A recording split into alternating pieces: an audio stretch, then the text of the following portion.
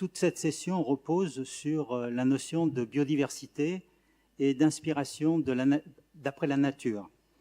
Alors on a vu un tout petit nombre d'exemples, comme l'a dit Yvon Lemao dans son introduction, 4 exemples un peu différents, voire très différents les uns des autres, et on a bien sûr oublié de très nombreux champs. Alors je vais citer juste comme ça quelques idées, notamment dans le secteur médical et pharmaceutique.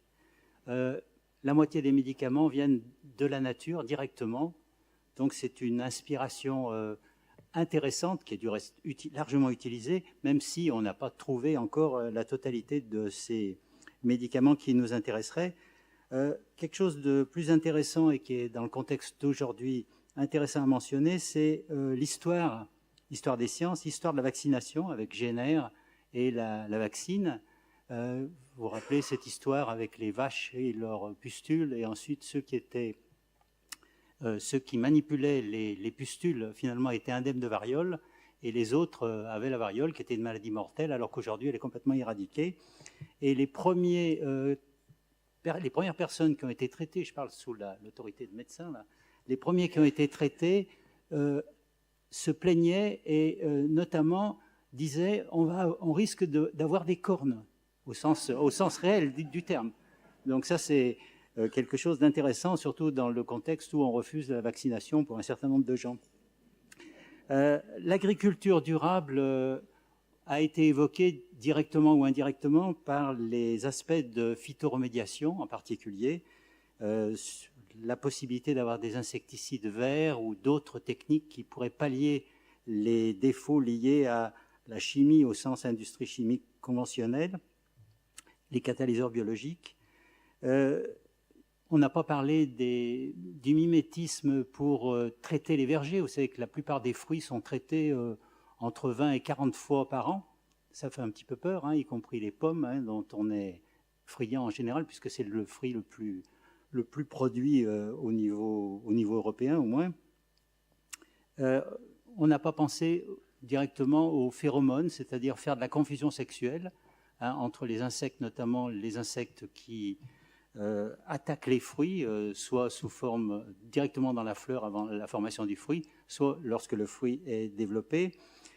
On n'a pas parlé non plus d'une nuisance qui est le bruit. Par exemple, des éoliennes, qui a été réduit simplement en observant le vol des chouettes. Vous savez que ce sont des oiseaux nocturnes qui arrivent à piéger leur proie simplement parce que leurs ailes ne font pas de bruit, ou très peu de bruit, insuffisamment perçu par d'éventuels prédateurs pour limiter le bruit des éoliennes. On a parlé de verre, de carbonate, de matériaux, beaucoup. Alors ça m'amène, et ça sera ma conclusion, à la notion de valeur des écosystèmes, qui est quelque chose qui est directement dépendant de la notion de biodiversité. Et je voudrais terminer par une petite histoire sur justement cette valeur écosystémique, qui est une histoire qui est connue, mais je vais quand même vous la raconter pour ceux qui ne la connaissent pas. Lorsque les premiers colons ont été introduits en Australie, vous savez que c'était des colons forcés, hein, c'était des forçats pour dire les choses. Quelques dizaines d'années après, les Anglais ont importé des bovins pour favoriser l'élevage, puisque en Australie, il n'y avait que des monotrèmes, hein, des kangourous et assimilés. Et les colons avaient mis les bovins dans des petits champs parqués.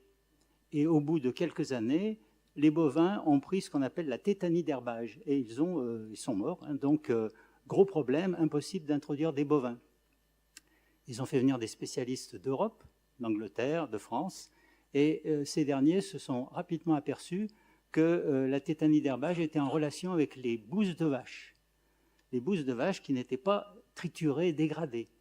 Donc, ils ont eu l'idée d'importer des bousiers. Vous savez que les bousiers triturent les bousses de vache et finalement empêchent la tétanie d'herbage. Ce qui a donné une valeur qui a été calculée en dollars, hein, pour le bousier. Donc, je termine là-dessus. C'est une petite anecdote amusante, mais qui montre que l'observation de la nature peut amener des gains pour la société extrêmement importants. Mais il y a aussi des gains mineurs dont on se rend moins compte quand on ne connaît pas ces petites histoires. Merci de votre attention.